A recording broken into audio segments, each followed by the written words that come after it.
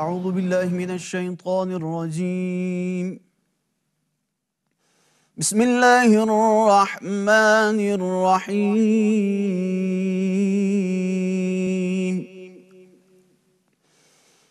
یا ایہا الذین آمنوا اطیعوا اللہ وأطيعوا الرسول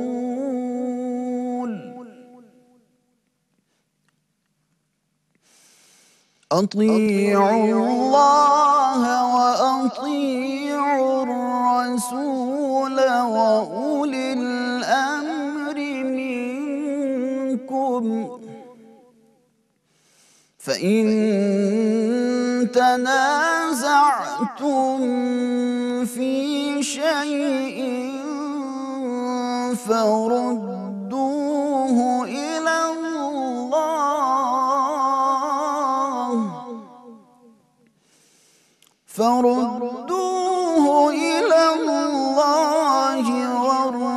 والرسول إن كنتم تؤمنون بالله واليوم الآخر ذلك خير وأحسن تأويلا صدق اللہ العظیم۔ ارشاد باری تعالیٰ ہے، مومنوں خدا اور اس کے رسول کی فرما برداری کرو اور جو تم میں سے صاحب حکومت ہیں ان کی بھی، اور اگر کسی بات میں تم میں اختلاف واقع ہو تو اگر خدا اور روز آخرت پر ایمان رکھتے ہو تو اس میں خدا اور اس کے رسول کے حکم کی طرف رجوع کرو، یہ بہت اچھی بات ہے اور اس کا مال بھی اچھا ہے۔ وآخر دعوانا ان الحمدللہ رب العالمین۔ حضرات، وزیر اعظم اسلامی جمہوریہ پاکستان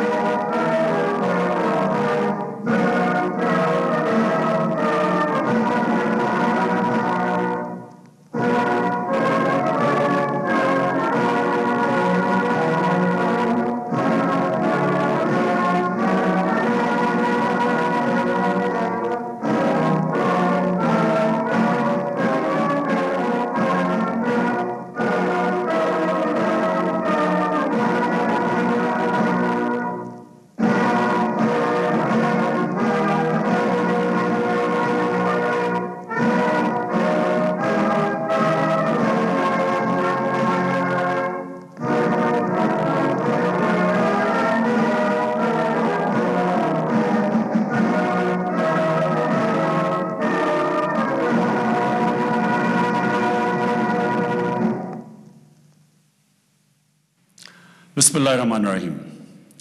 ایاک نعبد و ایاک نستعین۔ میرے پاکستانیوں، یہ جو پچھلے ہفتے حالات ہوئے، افسوسناک حالات، اس کی وجہ سے میں نے فیصلہ کیا کہ میں آپ کے سامنے آؤں۔ دیکھیں، سب سے پہلے ہمارا وہ واحد ملک ہے جو اسلام کے نام پہ بنا تھا۔ اس کا نعرہ کیا تھا؟ پاکستان کا مطلب کیا؟ لا الہ الا اللہ۔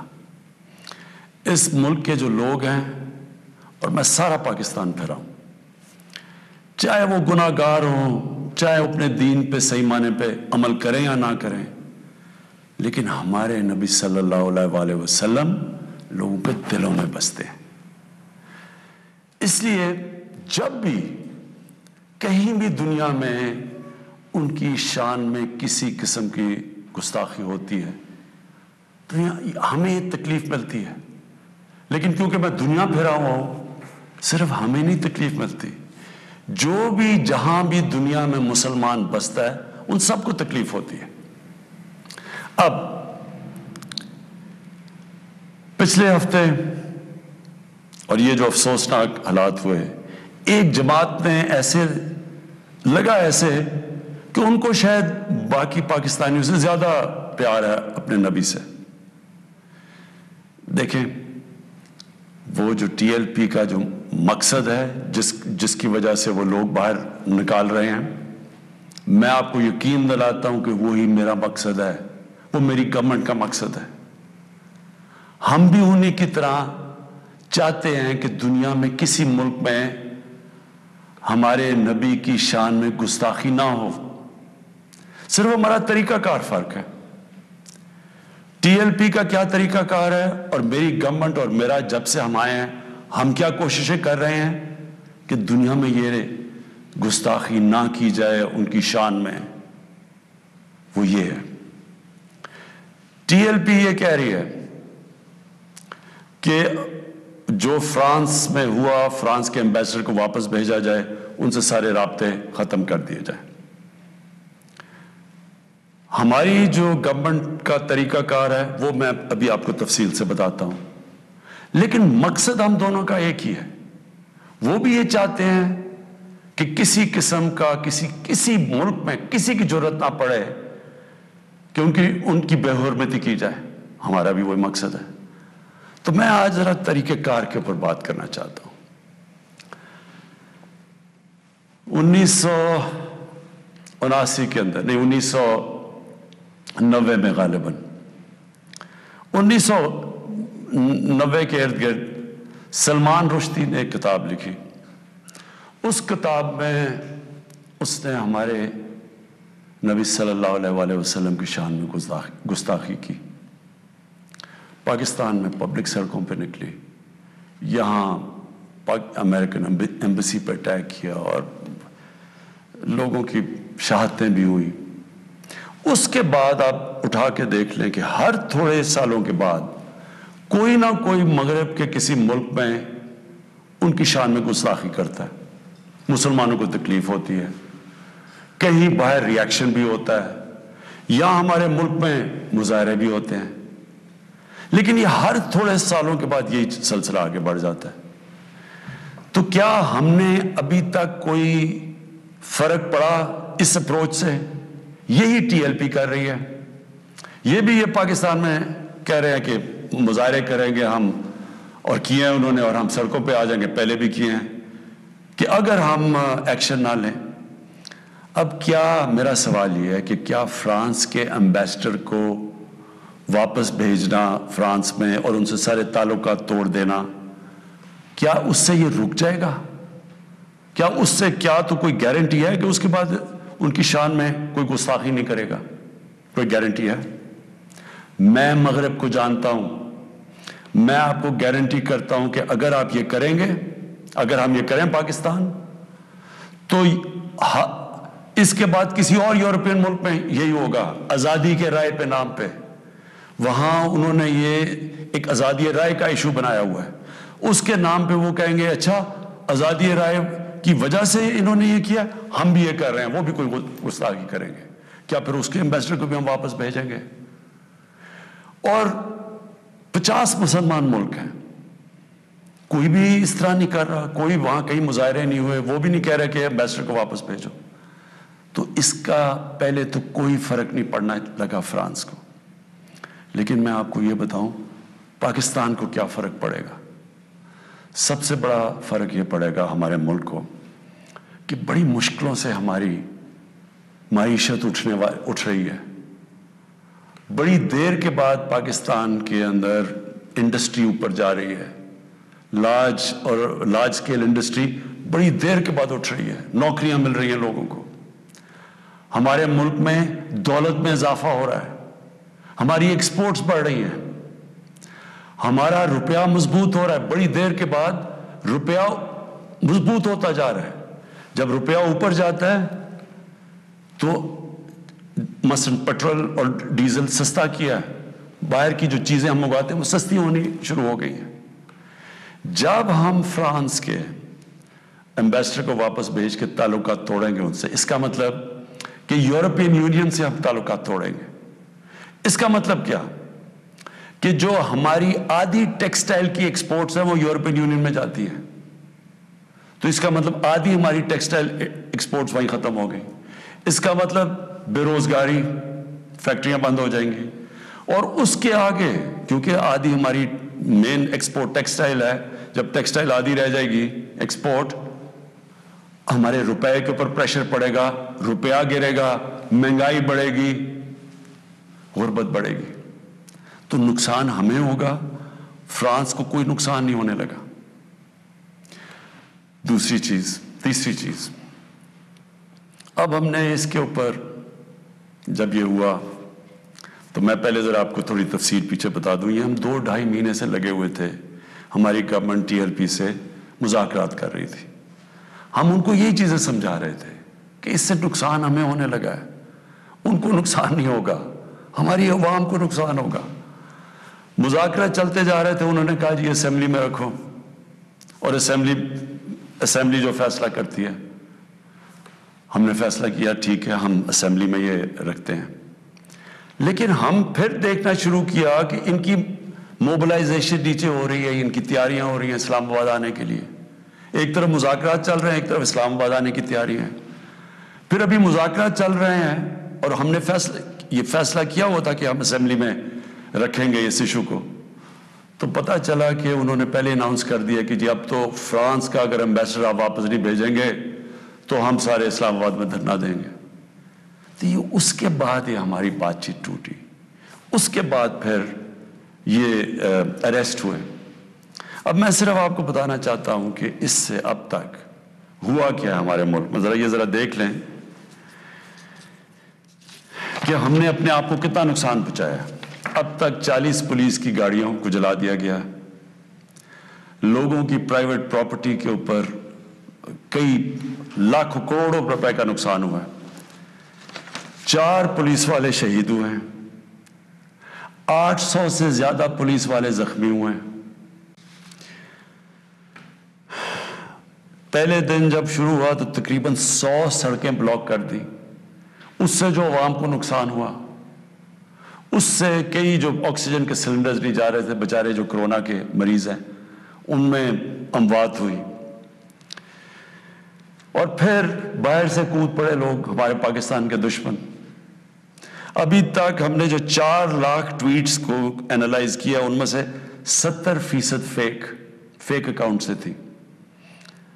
مثلا پروپیگنڈا، جس طرح یورپین یونین کی ڈس انفارمیشن لیب نے جب بتایا کہ ہندوستان کی کوئی 600 سائٹس ہیں، فیک سائٹس، میڈیا سائٹس، جس سے وہ فیک نیوز اور پروپیگنڈا کر رہے ہیں پاکستان کے خلاف.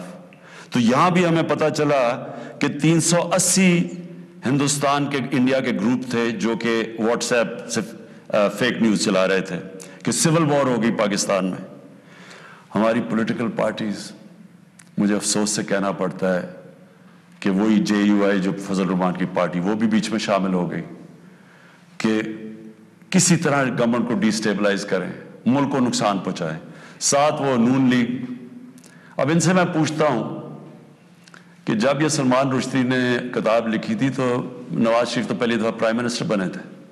کتنی انہوں نے سٹیٹمنٹس دی تھی، کتنی دفعہ انہوں نے کسی فورم میں کہا تھا کہ اس نے بڑا غلط کام کیا، مسلمانوں کے دلوں کو تکلیف پہنچائی ہے. کتنی دفعہ کسی بھی مسلمان ہیڈ آف سٹیٹ نے کسی انٹرنیشنل فورم پہ اس پہ بات کی تھی. تو آج ان کے ساتھ مل گئے ہیں صرف انتشار پھیلانے کے لیے. دیکھیں اب یہ میں نے آپ کو بتایا کہ ایک اپروچ ہے کہ اپنے ملک میں مظاہرے کرو، اپنے ملک کو نقصان کرو، کوئی فرق نہیں پڑتا فرانس کو. اچھا ایمبیسڈر واپس بھیج دو، کوئی فرق نہیں پڑتا. اب یہ سنیں کہ میری اپروچ کیا ہے. مقصد تو ہمارا ایک ہی ہے.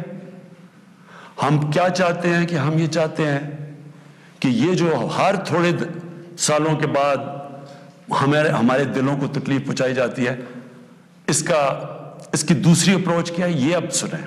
میری اپروچ کیا ہے. دیکھیں میں پھر سے آپ کو بتاتا ہوں، مغرب کو میں سب سے بہتر سمجھتا ہوں. میری بڑی زندگی گزری ہے وہاں، میں ان کی سوچ کو جانتا ہوں. دیکھیں سب سے پہلے جو کوشش کرنی چاہیے، جو ہم نے کی ہے، اور میں ابھی بتاتا ہوں ہم نے کیا کیا کوشش کی ہے.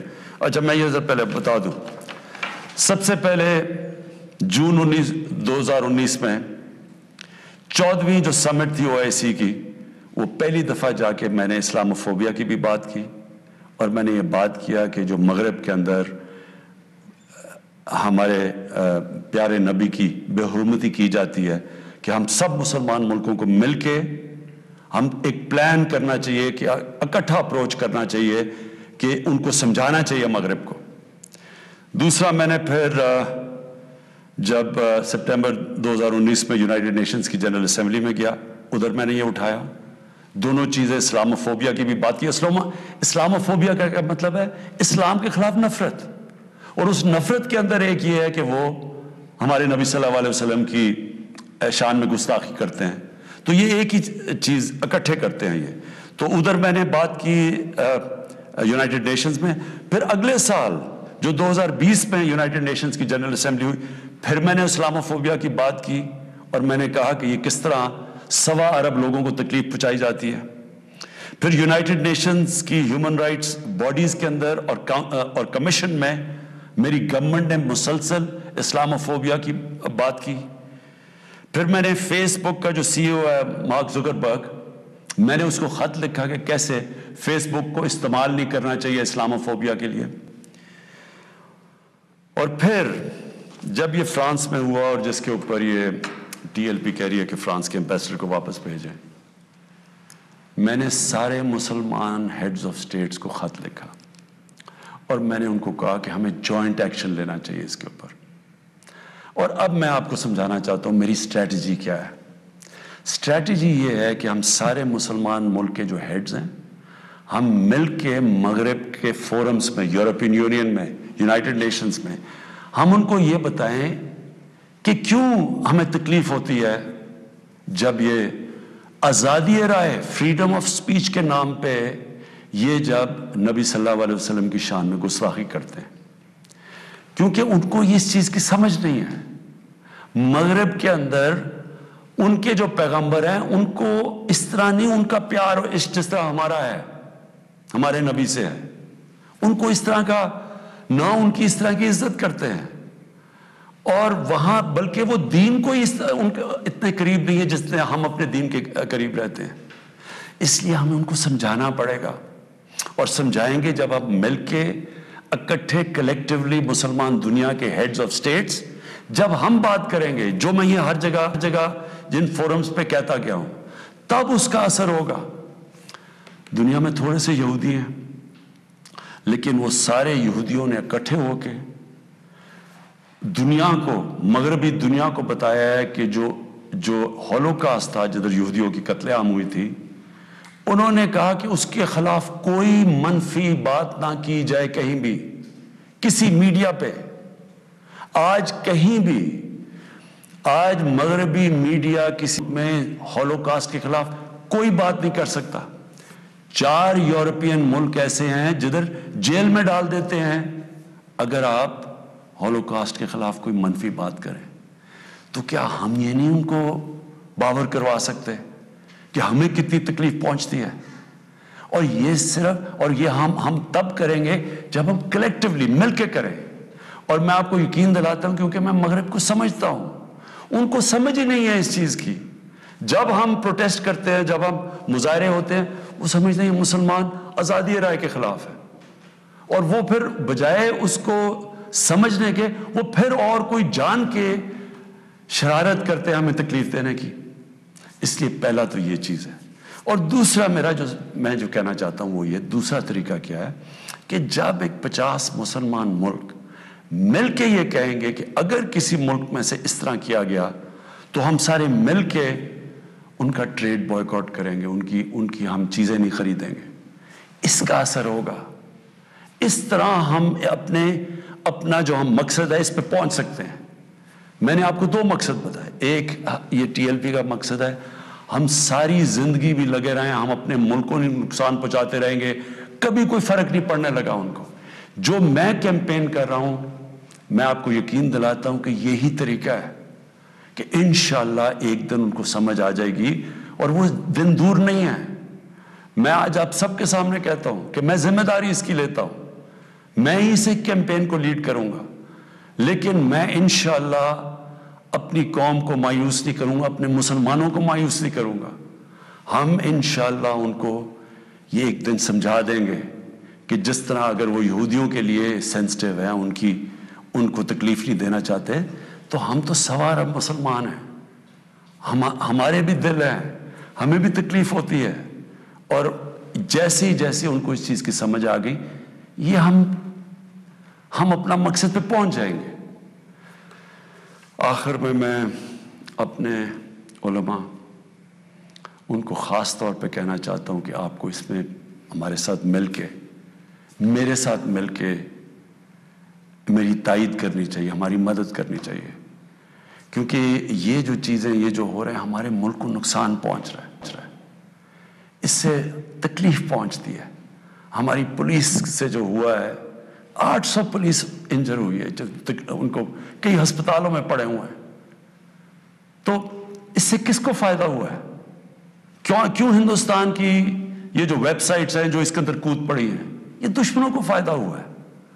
قوم کو کیا فائدہ ہوا اس سے؟ قوم کو تو صرف نقصان ہوا ہے، اور جو مقصد ہے ہمارا اس سے تو اس پہ نہیں پہنچ رہے ہم۔ کوئی فرق نہیں پڑے گا کسی مغربی ممالک کو جو ہم مرضی ہم اپنا ملک کا نقصان کریں، جرم کہیں اور ہو ہم اپنے اوپر خودکش حملہ کر دیں، یہ کون سی عقل اور سمجھ ہے؟ تو میں آپ سب کو کہوں گا، اپنی قوم کو کہوں گا کہ یہ ٹائم ہے اکٹھے ہونے کا۔ ہمارا ملک بڑی مشکلوں سے ایک اس طرف نکل رہا ہے کہ ہم اب اوپر آنے والے ہیں، ہماری معیشت اٹھ رہی ہے، لوگوں کو روزگار مل رہا ہے، ہمارا روپیہ مضبوط ہو رہا ہے، ہمارا ملک کا ڈائریکشن ٹھیک ہے۔ تو یہ ٹائم اپنے ملک کو نقصان پہنچانے کے لیے نہیں ہے، یہ صرف ہمارے ملک کے دشمن ہمیں نقصان پہنچائیں گے۔ ہم سب کو اب اکٹھے ہو کے اللہ کا شکر ادا کرنا چاہیے کہ ہم یہ 2 سال بڑے مشکل وقت سے گزرے ہیں، حالانکہ ہمارے پاس اس وقت کرونا کا ایک تیسرا ویو آیا ہوا ہے، اس کے اوپر ہمیں سب کو مل کے SOPs پہ چلنا چاہیے، اللہ سے دعا کرنی چاہیے کہ ہمیں اس مشکل سے بھی نکال دے، اور پھر اس کا شکر ادا کرنا چاہیے کہ یہ ہم 2 سال کے بعد ایک قوم، ہماری معیشت اٹھ رہی ہے، تو ہم اس کو نقصان نہ پہنچائیں۔ پاکستان پائندہ باد۔